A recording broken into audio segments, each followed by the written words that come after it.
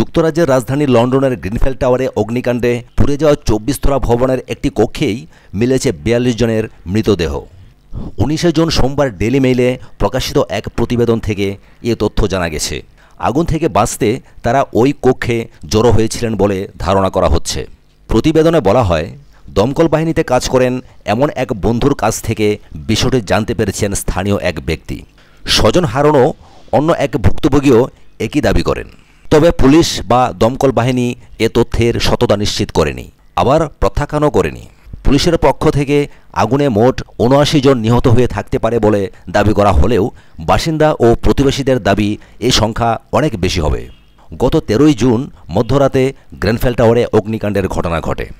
এদিকে এই অগ্নিকাণ্ডের ঘটনা নিয়ে সোমবার বিবিসির অনুসন্ধানী অনুষ্ঠান প্যানোরামায় বলা হয়, বহুতল ভবনে অগ্নিঝুঁকির বিষয়টি অন্তত ৪ জন মন্ত্রী জানতেন, কিন্তু তারা কোনো ব্যবস্থাই নেননি।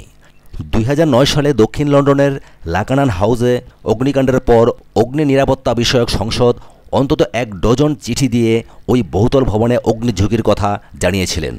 বিশেষজ্ঞরাও বহুবার সতর্ক করেছেন, কিন্তু সরকার কোনো পদক্ষেপ নেয়নি।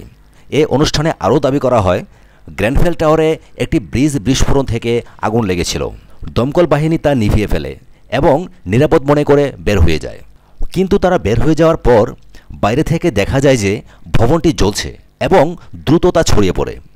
এ তথ্য ভবনের নিম্নমানের বহিরাবরণ অর্থাৎ ক্লেডিং ব্যবহারের বিষয়টিকে আরও বেশি প্রশ্নবিদ্ধ করল।